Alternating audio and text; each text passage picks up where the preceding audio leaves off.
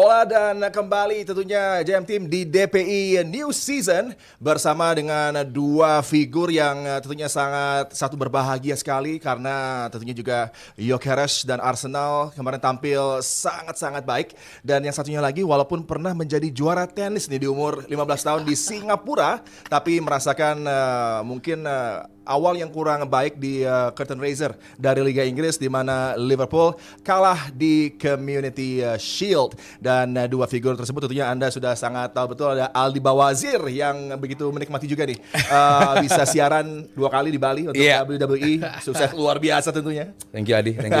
Dan Sabto Haryo, walaupun Liverpool tidak memberikan Community Shield, tapi itu bukanlah satu gambaran untuk season kedepannya buat Liverpool. Apalagi kalau kita lihat juga 4 debutan yang tampil dalam laga kompetitif pertama mereka signifikan sekali perannya. Iya, kalau Aldi tadi dibilang bahagia mungkin karena Liverpool kalah kali ya. Lebih ke situ ya, Di?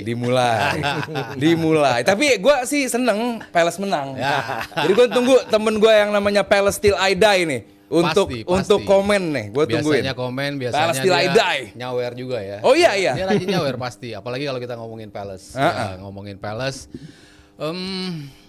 apa ya? Kalau bisa dibilang agak kurang meyakinkan Liverpool menurut gua dari sisi defense. Itu diakuin juga sama Arne Slot ya. Dia bilang bahwa kita masih butuh lebih nyetel, terutama dari sisi defense. Dari sisi offense mungkin gak terlalu masalah. Kalau tadi Adi bilang 4 pemain debutannya kayaknya most of them ngasih penampilan yang cukup signifikan. Yeah.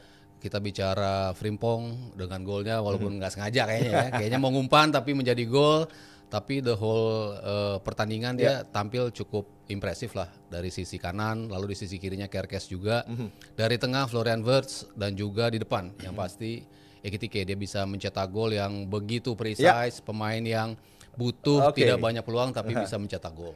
Itu disimpan dulu pembahasan panjangnya, nanti itu baru dikit-dikit ya di drop sedikit lah untuk JM. Mas panjang-panjang bener. Untuk nanti kita bahas bagaimana Liverpool beraksi di Community Shield, tapi mungkin kita semua pengen menagih janji nih. Ya. Karena sama dengan misalnya Arsenal yang pre-season di Singapura, Newcastle juga demikian.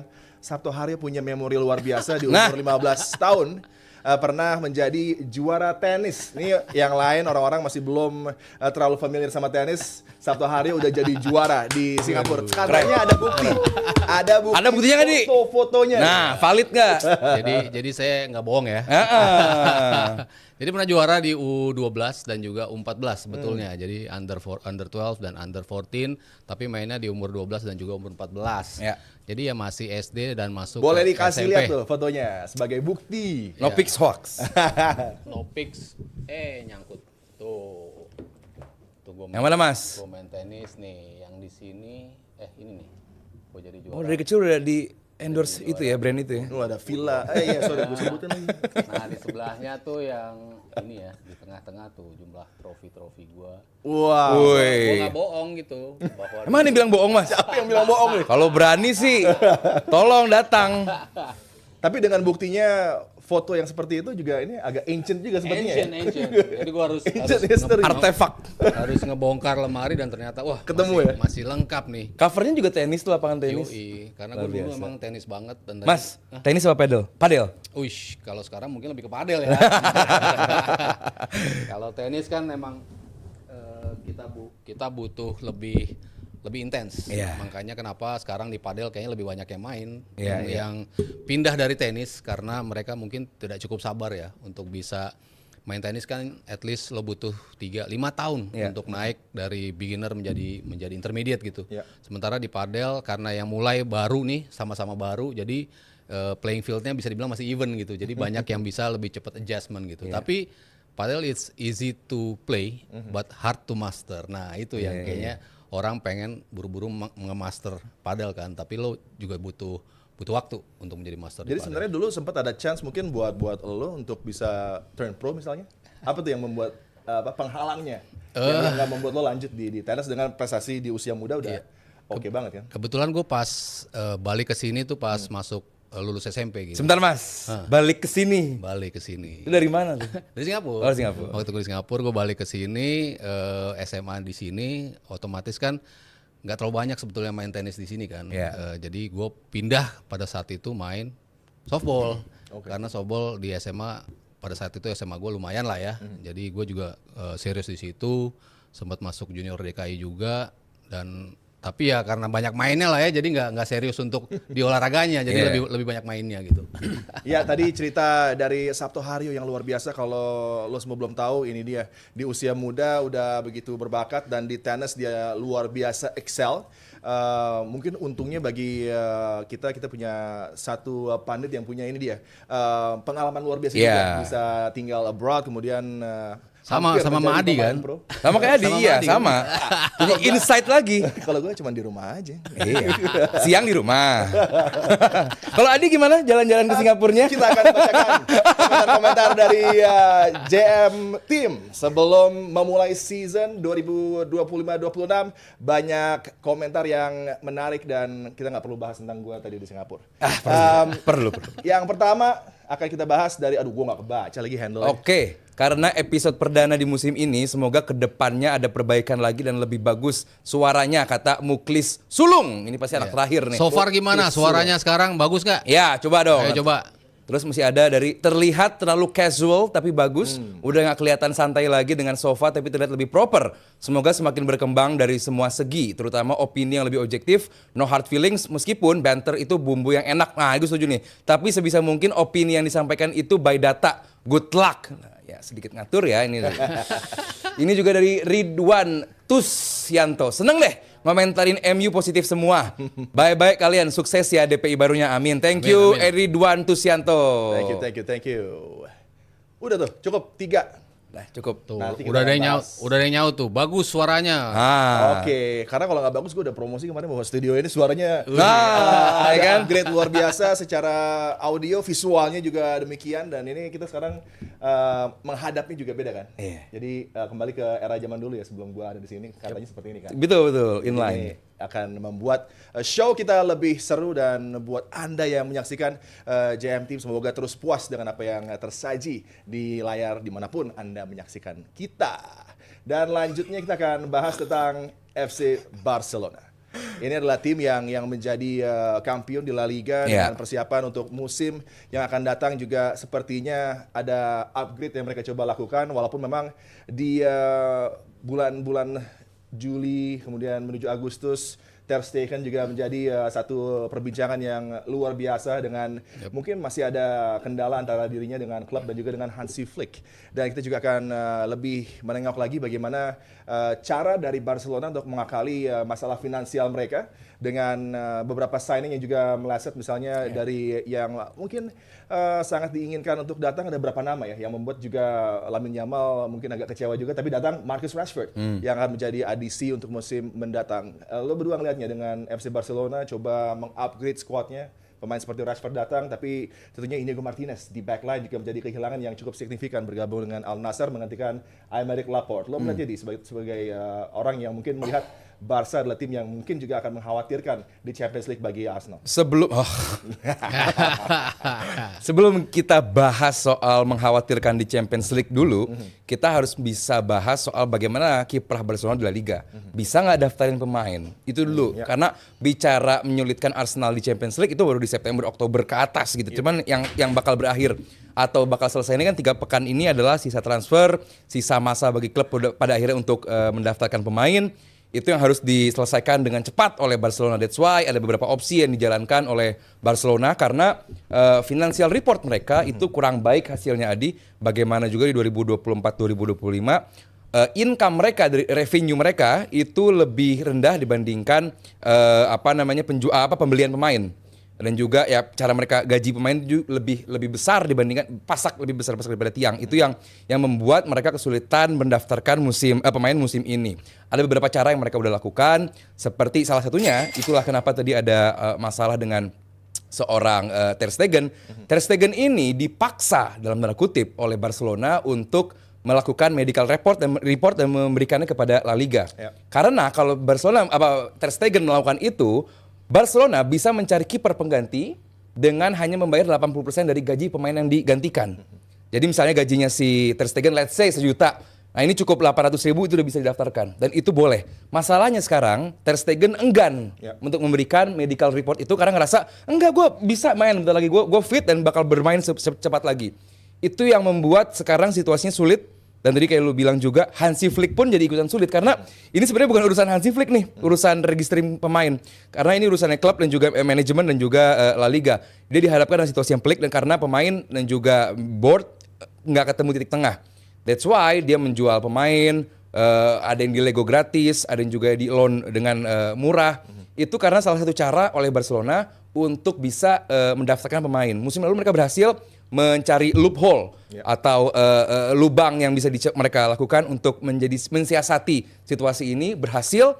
Nah kita lihat lagi nih Barcelona bisa apa enggak. Tapi kalau soal ancaman bagi tim lain, gue musim ini harus bilang Barcelona jauh semakin kuat. Mereka akan semakin baik karena ya mereka makin siap, pemain muda mereka juga makin kuat. Datangnya adisi yang tadi Adi bilang juga Rashford, gue rasa akan menjadi pemain yang juga sangat amat bisa diandalkan di sisi kiri dan juga depan dari Barcelona. Bagaimana Rafinha semakin kelihatan versatile-nya sebagai nomor 10 di belakang striker atau di sayap kiri, bahkan juga di kanan.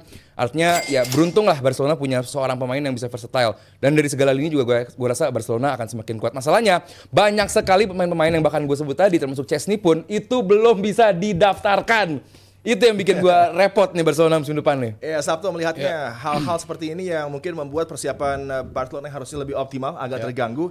Bukan dari segi bagaimana mereka akan tampil di lapangan, tapi justru di belakang layar ini banyak kendala untuk registrasi misalnya yang dari musim ke musim terus mengganggu dan juga masalah mengakali financial fair play yang menjadi kendala. Iya, selama Camp Nou-nya belum beres, pasti akan ada masalah ini. Karena kan mereka ada potongan dari sisi yang harusnya dapat berapa, kalau di Camp Nou ada 98.000 penonton yang bisa istilahnya bayar tiket gitu ya. Tapi di sini cuma setengahnya doang gitu kan. Artinya memang sulit untuk mereka bisa mendapatkan revenue yang sama besarnya ketika mereka ada di Camp Nou. Itu salah satu hal yang menjadi kendala bagi mereka setiap musimnya.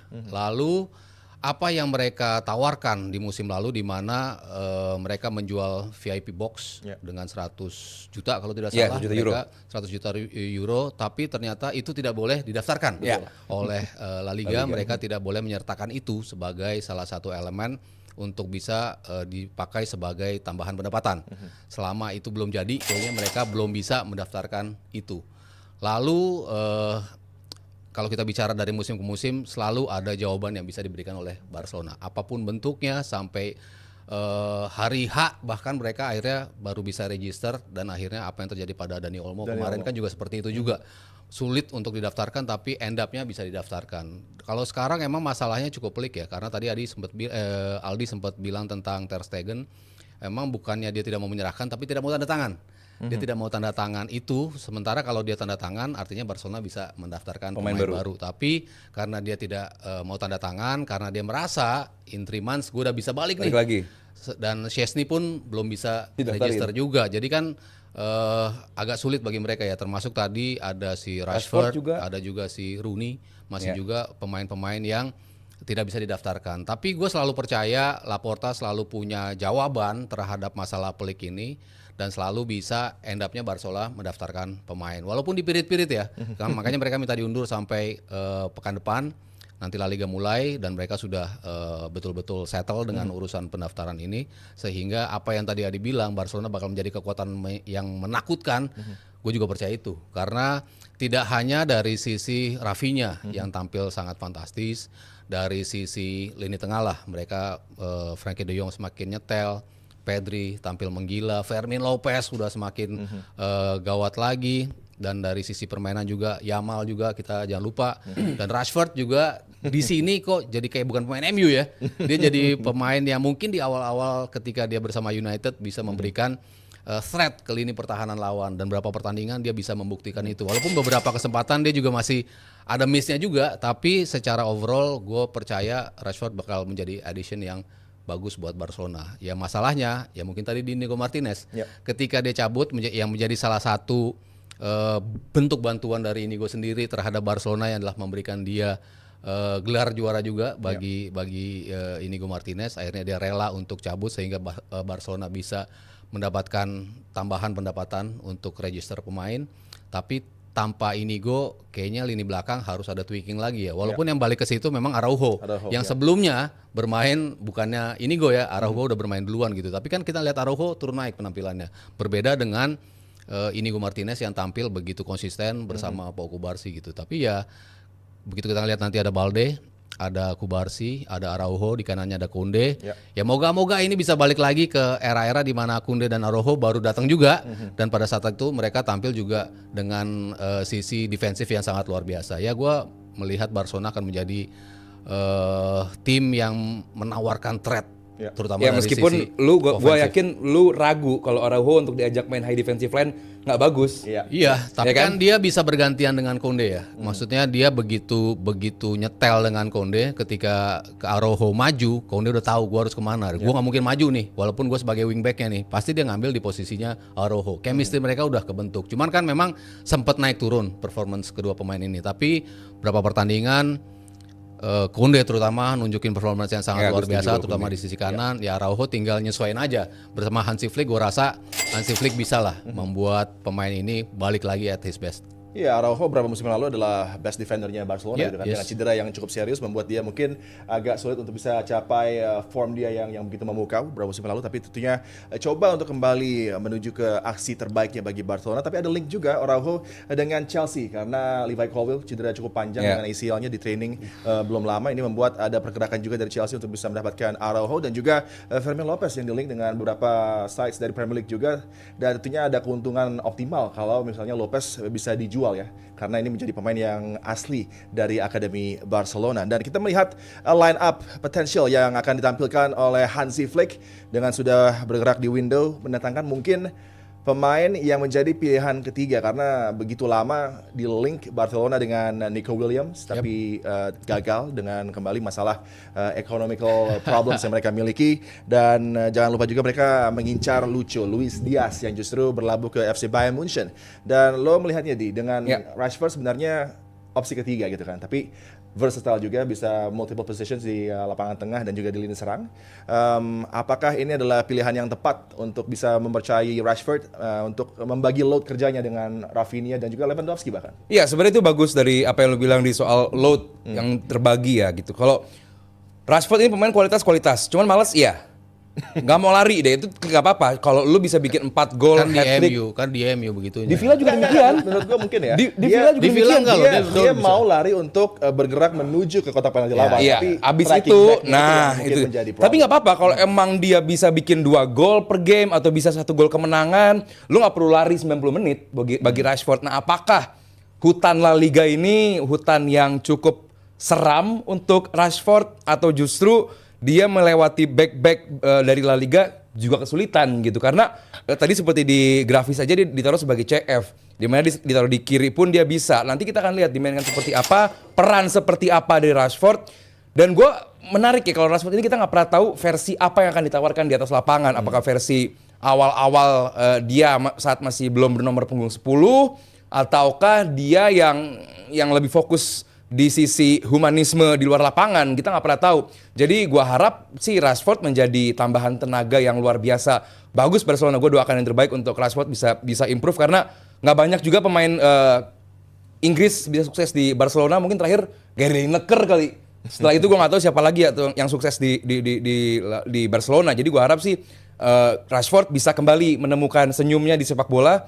Dan khususnya Barcelona yang gua rasa juga dengan Hansi Flick bisa melakukan sepak bola yang counter attack dengan cepat, di mana Rashford adalah pemain yang harusnya piawai akan itu. Gue sih bisa pede Rashford bisa deliver musim ini. Gue sih ngelihat Rashford the last 6 months mungkin ya, di ketika dia main di Aston Villa mah jauh dibandingkan impact-nya ketika dia di United akhir-akhir ya. Gue ngelihat dia jauh lebih energik, terutama dari sisi progressing forward memang gitu. Cuman dia masih bisa terlihat sebagai pemain yang mau track back gitu ketika dia di Aston Villa. Memang dia tidak main week in week out gitu, gantian kan. Kadang-kadang Asensio yang dimainin, ya kadang-kadang dia.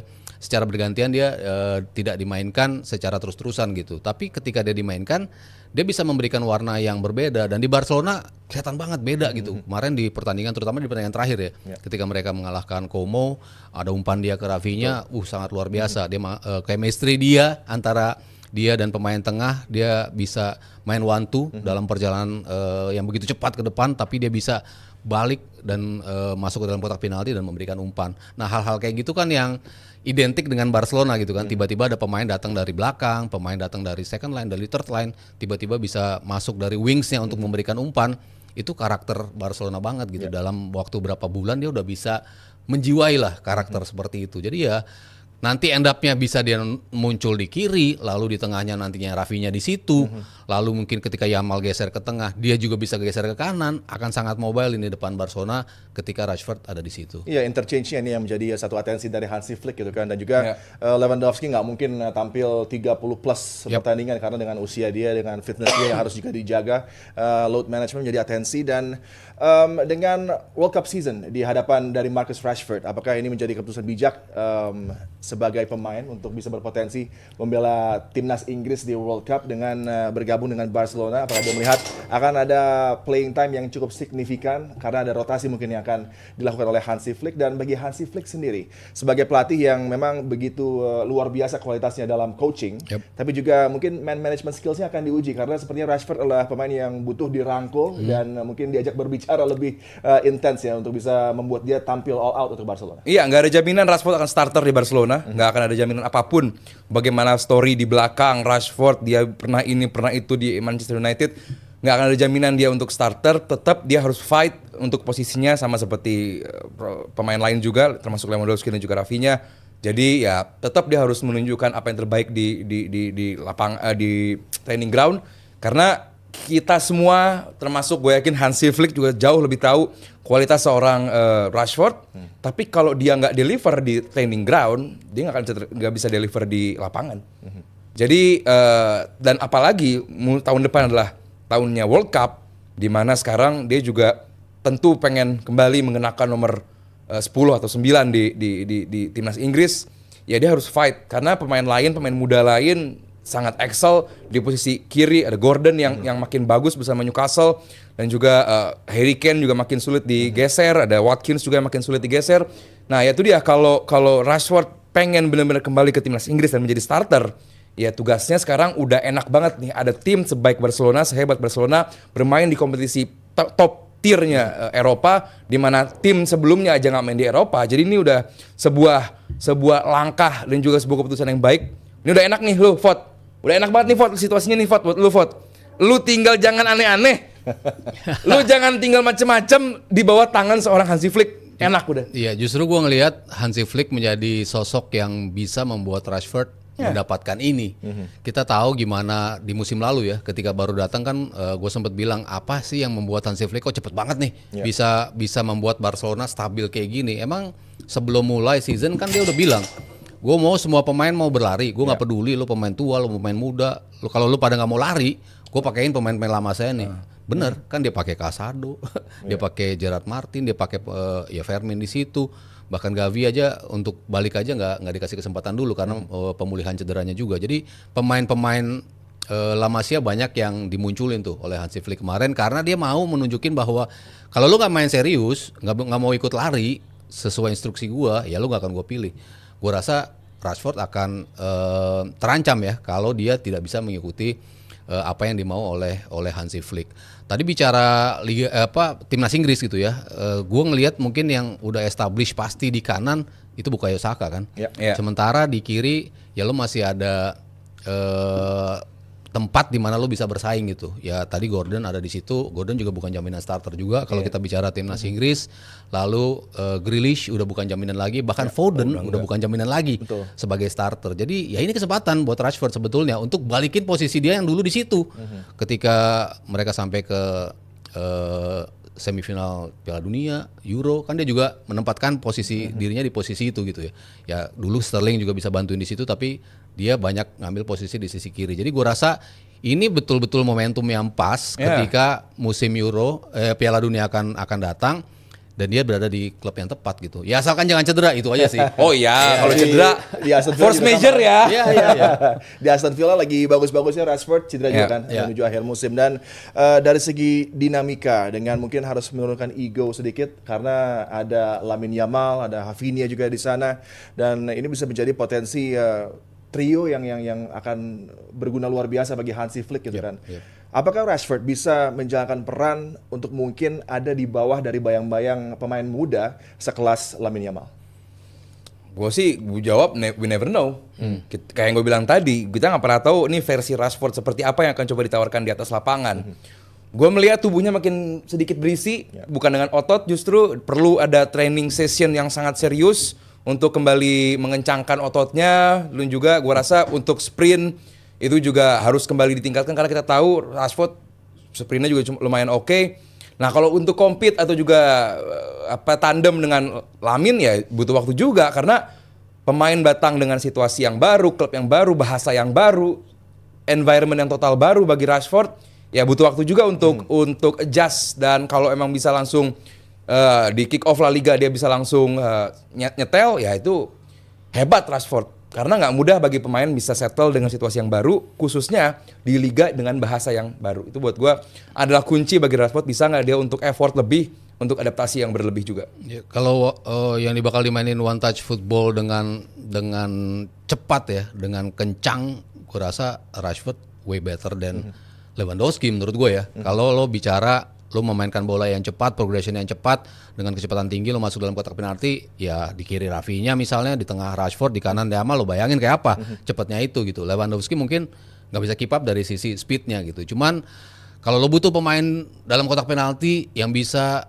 one shot one goal ketika dapat peluang, ya Lewandowski masih dibutuhkan dalam hal kayak gitu. Tapi untuk progression yang cepat, transition yang cepat, ya gue rasa Rashford bakal nyetel-nyetel aja ya. Kalau kita ngeliat berapa permainan dari pramusim, udah banyak sekali yang sisi positif yang ditawarin Rashford gitu ya. Walaupun awalnya gue juga ngapain ya beli Rashford gitu ya. Tapi ternyata ini masih bisa loh. Ini pemain ditolong ya dalam tanda kutip gitu. Ternyata ya Dia loan kan Mas? loan. Beli. Masih loan. Loan kan? Iya makanya. Masih loan. Iya.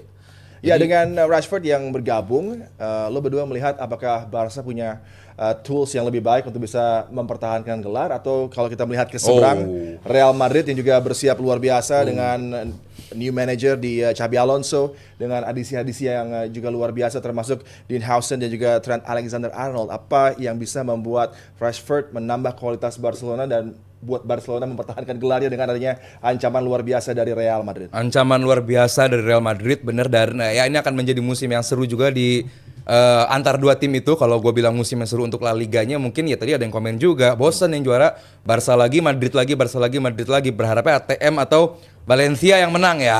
Masih susah. Paling antara sebelum Liverpool, Liga Inggris juga City terus. Makanya jadi buat gue nih paling antara dua itu lagi yang akan menjadi compete. Mungkin ATM juga sedikit mengganggu. Cuman gua sih nggak pengen terlalu cepat ke bulan April atau Mei tahun 2025 melihat siapa yang bakal juara juga, karena Madrid pun berbenah. Gue juga harus bilang Madrid pun makin siap. Madrid dengan Mbappe yang juga makin oke. Terus juga nomor 9 sampai Garcia tuh juga oke juga. Artinya bahwa Vini kita lihat makin nyetel, lini tengah juga oke, lini belakang, kiper semuanya, dan ini akan menjadi tahun pembuktian bagi Xabi juga. Jadi buat gue terlalu cepat. Makanya gue cuma bilang Barcelona tahun ini akan semakin menyeramkan. Kalau bilang apakah pasti juara lagi ya, mungkin Mas Heru bisa bilang begitu. Kalau gue sih belum ya. Kayaknya Barcelona lebih, kalau tahun lalu sebetulnya gue lebih menjagokan Madrid ya. Walaupun gue ngefans Barcelona gitu, tapi gue kemarin lihatnya di awal musim sebelum badai cedera menimpa Madrid, yang akhirnya mereka sulit ya untuk bisa balik lagi ke performance terbaiknya, lalu butuh adaptasi bagi Kylian Mbappe. Tapi setelah dia adapt, dia langsung bisa nunjukin 31 gol. Itu bukan hal yang bisa dibilang sebagai sebuah kegagalan gitu loh bagi pemain yang baru datang. Tapi kemarin yang banyak pemain-pemain yang menurut gua tidak tampil sesuai ekspektasi. Salah satunya Vini yang jauh banget dari ekspektasi, lalu lini tengah yang tidak ada komposisi yang firm.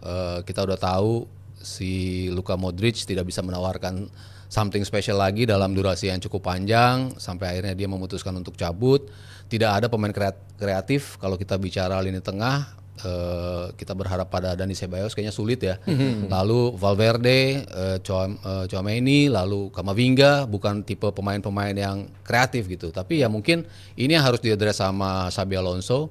Di game keduanya dia langsung berani untuk memainkan 3 back. Apakah ini akan menjadi sebuah hal baru bagi Real Madrid. Di pertandingan pertama dia main dengan 4 back tapi tidak berjalan, langsung di pertandingan kedua dia main dengan 3 back dan ternyata cukup bisa membuat perubahan yang berbeda gitu ya dari sisi agility, meskipun dari lawannya sisi juga ya. determinasi. Tapi ya paling nggak kita bisa ngeliat Real Madrid yang berbeda lah di musim ini. Iya, ini menjadi keadaan yang begitu menarik kita nanti, exciting times buat para fans La Liga dan terutama fans FC Barcelona dan juga Real Madrid. Mampukah Rashford untuk memberikan kekuatan baru yang dibutuhkan Barca untuk mempertahankan gelar, atau justru Real Madrid yang akan berbicara banyak untuk mengganggu upaya dari Barcelona menjadi defending champions? Tidaklah mudah dan Madrid punya begitu banyak senjata untuk melukai Barca di musim yang akan berlangsung tidak lama lagi. Dan kita akan menuju ke saweran dulu nih. Kalau tadi udah serius banget tentang Barcelona, tentang Rashford dan bagaimana dinamika dari skuad Barca, kita akan melihat saweran dari Budi Karya @yahoo.com.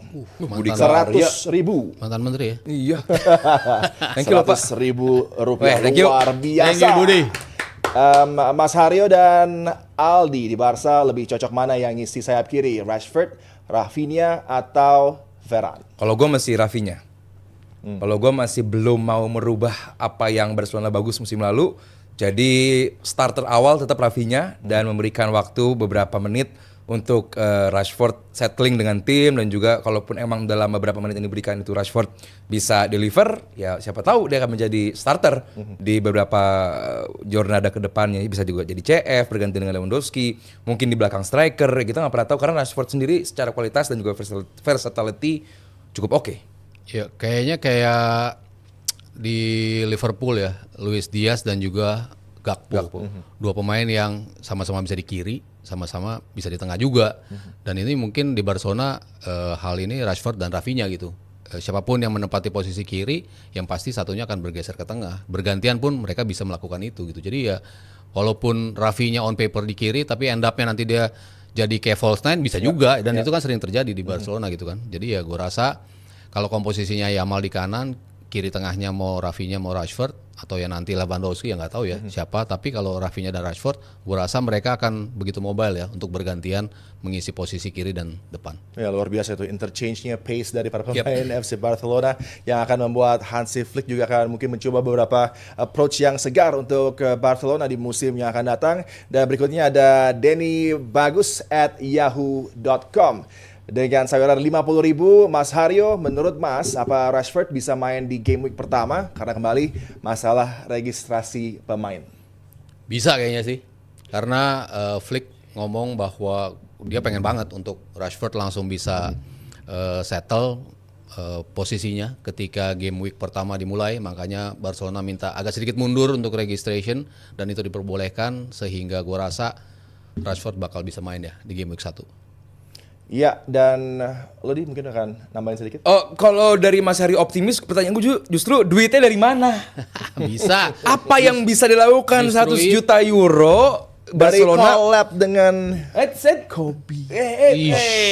sold out. Ya, kalau bicara soal sold out, Iya. Liverpool lah dengan Adidasnya itu luar biasa. Iya. Kalau dari Barcelona dengan Kobe Bryant-nya, justru gue belum melihat revenue yang luar biasa sih Mas. Gue nggak tahu tuh revenue Tapi Barcelona kan lewat jersey barunya. Cuman mereka cukup punya banyak tuas kan untuk ditarik. oh betul, kalau itu gue bilang kan, Barcelona selalu punya cara gitu. Iya. Walaupun kita sih melihatnya sendiri degan nih. Ini gimana nih Barcelona daftarin pemain, karena bukan cuma 1-2 orang yang belum didaftarkan. Ya, 4 ya. Bisa lebih malah 6 kalau nggak salah. Jadi cukup banyak yang belum didaftarkan, termasuk Chesney juga kipernya. Iya. Jadi ya mungkin John Garcia doang nih di DSP. Cuman buat gue, ya gue sih setuju. Banyak caranya Barcelona, cuman dari mana itu semua bakal kejadian duit didaftarin? Dari mana? Dari mana? Oke, nextnya 25.000. Ferrygalia@yahoo.com. Cuma mau bilang, Bang Aldi keren outfitnya belakangan ini. Iya lagi. Ini disiapkan oleh tim. Ya kan, ini teamwork. Pokoknya sejak dia bergulat, Bergulat dengan waktu. Bergulat langsung bajunya. bajunya ganti. keren. Ini kan gue belajar dari Adil. Next up 25.000 lagi dari Fun DKA. Apa Funka? Iya, Funka. Gimana peluang Chelsea, the world champion musim ini? Apakah dengan hasil positif di 2 laga pramusim ini cukup buat bersaing? Dan by the way, studionya keren banget. Aldi mungkin bisa jawab pertanyaan menyangkut Chelsea. Gue bilang, Chelsea musim ini semakin bagus transfer in-nya gitu. Jadi yang didatangkan semakin on point, bukan lagi Chelsea yang belanja ala Todd Boehly. Sekarang lebih teratur, pemainnya yang dibeli sesuai kebutuhan, sesuai apa yang dipengenin sama Enzo Maresca, dan apa yang gue lihat dari beberapa game terakhir Chelsea, loh kok bagus gitu. Jadi tetap gue pengen lihat 3-4 pekan awal Chelsea di Premier League dulu, bukan pre-season, bagaimana dia menghadapi lini belakang dari Premier League. Tapi gue sangat optimis khususnya dengan adanya Liam Delap dan juga Joao Pedro yang bisa membuat Chelsea sangat bebas dalam bermain direct maupun position based football. Jadi tetap kalau secara kualitas jauh lebih bagus dengan musim lalu, tapi gue pengen lihat dulu 3-4 pekan di Premier League. Setelah sebulan di Premier League, ayo kita ngobrol lagi tuh sama yang fans Chelsea tadi. Oke, lanjut 25.000 dari Diki Eka @yahoo.com. Kangen lihat Aldi sama Mas Haryo debat semenjak Club World Cup. Semoga nanti ada perdebatan lagi. Lanjut Annyeonghaseyo. 25.000 dari Rehan. Widih. Rehan By by Haki @yahoo.com. Bang Aldi, Gyökeres auranya kayak aura 30 gol musim ini. Apakah Ini lo yakin? doa orang baik kita aminin Bisa. aja. All competition 20+. bisa lah. Bisa Mas ya? All competition. Bisa ya? All competition 30 bisa ya? Bisa. Oke, yang nggak bisa kayaknya mau salah nih. Ntar kita bahas juga tuh. Mo Salah. Berikutnya ada Hanif. Hanif ini punya komen atau pertanyaan, Bung Aldi dan Mas Haryo siapa yang paling cocok gantiin Inigo Martinez? Apa Christensen atau justru Araujo? Siapa yang mungkin bisa menjawab? Christensen lebih safe. Gue sih Christensen ya. Iya. Gue nggak tahu kenapa sejak game lawan PSG itu Tapi Nggak kalau pernah Araujo, comeback gua. ya itu dia kadang-kadang ngambil keputusan yang salah gitu dalam pertandingan. Makanya kalau lebih safe-nya itu Christensen gitu. dan punya terus jarak jauh yang bagus juga. Iya, tapi Araujo ya dia dari mobility dia lebih bagus, progressing forward-nya juga lebih bagus, sehingga bisa aja kalau dari sisi offense ya lebih masang si Araujo di posisi itu untuk mainin high defense. Ya dia lebih oke di situ sih. High defense Araujo. Iya. Are you sure? Tapi kan kanannya harus ada Konde buat bisa bantuin. Harus membantu. Gue kaget Mas Aryo bilang Araujo bagus di high defensive line. Kan depannya- Christensen lah Mas kalau itu Mas. Kedepannya kan masih ada yang jagain dia. Next kita menuju ke Febrian @yahoo.com. Bang Aldi jelasin yang dimaksud aturan 1:1 La Liga itu kayak gimana? 1-1 kayak gimana nih? 1:1 adalah $1 yang didapatkan misalnya ya. Revenue. Iya. Oh. $1 berarti lo ngeluarinnya bolehnya $1 gitu. Iya. 1:1. Pokoknya berapa yang keluar That's why itu Barcelona- harus sama dengan berapa yang masuk. Revenue betul. Iya. Minimal harus sama. Ya, harus sama. Nah, Barcelona di bawah itu musim Iya. lalu. Jadi itulah kenapa dan juga revenue khusus dari Kan mereka sempat- sepak bola doang. Makanya si penjualan VIP box itu nggak dianggap sama La Liga itu loh. Jadi kenapa Mereka sempat berada di 1:2 pada saat itu waktu mereka hancur-hancuran Iya. tuh mereka harus dapat revenue yang 2 kali lipat untuk bisa register pemain 50%-nya gitu. Tapi sekarang mereka udah balik ke 1:1 tapi masih tetap kesulitan untuk bisa memenuhi itu gitu. Dan memang sangat challenging buat Barcelona ya untuk bisa nggak bermasalah dengan financial fair play, dengan yang lucu, registrasi. kenapa si VIP box itu di awal nggak ditanya dulu ya? Ini boleh nggak nih kalau gue ngejual 100 juta buat Itu ngebantu? masih mending di. Ini bahkan Kok jahat banget gitu ada image right segala macam yang in the future yang mereka jual yang diiyakan oleh La Liga itu Di ada awal juga. diiyakan. Iya yang 3 tuas mereka itu. Iya. Itu kan Nggak dianggap. something yang in the future. Yang dianggap makanya mereka boleh daftar. Cuman kan Tebas tuh kan lumayan agak strict, agak rigid. Makanya banyak yang sebel juga sama dia. Lu membuat batasan-batasan ini sehingga ya klub-klub La Liga lu sulit nih bersaing sama Manchester City, Liverpool yang Chelsea dan juga PSG. Lo sulit bakal bersaing kalau lo masih serigid ini gitu. Tapi ya dia berusaha untuk membuat klub-klub lain sehat memang. Dia juga ada bagusnya juga untuk La Liganya sendiri sebetulnya. Tapi kalau kita bicara untuk persaingan dengan liga-liga luar, akhirnya menjadi kesulitan tersendiri ketika mereka bahkan nggak bisa daftarin pemain gitu. Oke, next dari ini Savinho yang sedang diperbincangkan ini di Premier League, berpotensi berpindah ke Tottenham. Savinho, no. dia bertanya, Mas Aryo. Kan Grealish sudah cabut, jadi dia tetap ada lah. Iya, kira-kira Rashford cocok nggak dibeli permanen? Apa harus ada indikator goal assist kayak harus lebih dari 20 gol atau berapa assist lah yang cukup buat Rashford untuk dibeli permanen setelah musim ini? Kayaknya nggak perlu jumlah golnya berapa gitu ya. Kalau kita ngelihat Ferran Torres, ini kan juga pemain yang jumlah golnya nggak nyampe segitu gitu. Tapi kan setiap dia main ada impact gitu kan. Yang lebih dibutuhkan adalah pemain-pemain seperti itu. Apakah Rashford bisa memenuhi itu? Kalau bisa, ya kenapa enggak gitu untuk dipermanenkan nantinya gitu. Tapi kalau misalnya dia untuk bermain lalu dia link up-nya agak kesulitan, kontribusinya kurang, nah mungkin di situ menjadi pertimbangan lagi gitu. Cuman selama dia bisa ngikutin, bisa keep up dengan pemain-pemain yang lain dan juga apa yang dimau sama Hansi Flick, gue rasa layak juga. Gue sih ngerti concernnya si Savinho ini ya, apa layak apa nggak dipermanenkan, karena kita tahu gajinya bakal gede mas. Rashford ini, dan gaji gedenya Biasanya. itu tidak akan sama seperti gajinya Ferran Torres. Nah, tapi yang enaknya Barcelona tuh para pemain tuh mau untuk Image bayar Barcelona gaji. tuh gila emang. Bayar Sulit- gaji sulit setengah. untuk Banyak dikalahkan. sekali pemain yang rela, Iya, rela. untuk dipotong gaji. Frenkie de Jong. Ya, in order untuk bisa berseragam Barcelona. Ya itulah Barcelona dan juga Real Madrid yang punya aura seperti itu Luar ya, biasa. memberikan satu undangan yang bisa MU ditolak juga. oleh para pemain. Manchester United juga tanpa beraksi di Eropa. Iya. Dan berikutnya ada Yere Calvin. Malam Pandit DPI mau nanya apa Al Nassr serius juara Liga Arab di musim ini. Rekrutannya dahsyat semua. Ada Inigo Martinez, Joao Felix, Kingsley Coman, dan tentunya Ferran Torres juga di-link dengan Al Nassr karena sang bos dan sekaligus juga mungkin pemilik kedua di bawah ownership sebenarnya Cristiano Ronaldo yang menginginkan nama-nama ini untuk hadir di squad Al Nassr. Ya jelas nama-nama gitu pasti bakal didatengin ya mas ya untuk marketing marketing alat untuk mencoba mengundang atensi kepada La Liga. Cuman tetap gua Liga Arab ya menarik untuk ditonton tapi bukan menarik untuk diseriusin sih. Jadi ya buat gua sih siapa yang juara tahun ini juga tahun depan bakal lupa orang siapa yang juara Liga Arab. Tapi harusnya juara sih. Maksudnya di musim pertama ketika Ronaldo datang kan mereka sebetulnya on pole untuk jadi juara tapi disalip sama Al Ittihad. Itu gara-gara Pioli ya sih. Iya. Habis itu musim kemarin gagal lagi menjadi juara Al Ittihad. Hilal. Hilal. Al Hilal apa Al Ahli ya? Lupa gua. Al Hilal. Yang jadi juara. Nah, tahun ini harusnya jatahnya mereka sih. Kalau mereka bisa ya konsisten sih. Yang menjadi masalah kan konsistensi. At one point mereka bisa menang dengan skor yang cukup gede, tapi di pertandingan berikut mereka bisa kalah tipis dan cukup sering kekalahan tipis itu tuh. Nah, itu yang gua rasa nggak bisa dihindari oleh tim-tim ini. Karena ya cukup stabil. Kalau kita bicara sehatnya stabil, Al Hilalnya stabil, kan sulit tuh untuk bisa mengimbangi mereka gitu. Sebenarnya menarik tadi Mas Haryo bilang giliran deh, karena emang pada akhirnya itu tim 4 tim bahkan yang 5 milik sama Al Qadsi ya. Same ownership. Iya, 4 itu semuanya dimiliki sama seperti ownershipnya Newcastle, Saudi Public Investment Fund. Jadi tinggal gantian aja siapa yang juara musim ini gitu. Jadi ya buat gua Oke. Dan terakhir dari Ibrahim. Mas Haryo, kapan Barca balik ke Camp Nou lagi? Kok dari kemarin ada kendala terus karena mainnya di Luis Companys ya? Iya, kayaknya tahun depan sih. Projectionnya memang 2026. 2026 jadi 2026 2027 tuh. Harapannya mereka udah bisa balik. Kalau kita ngelihat progression di sosial media mereka itu kan sebetulnya tribunnya udah banyak yang jadi, rumputnya juga udah berapa kali dites juga.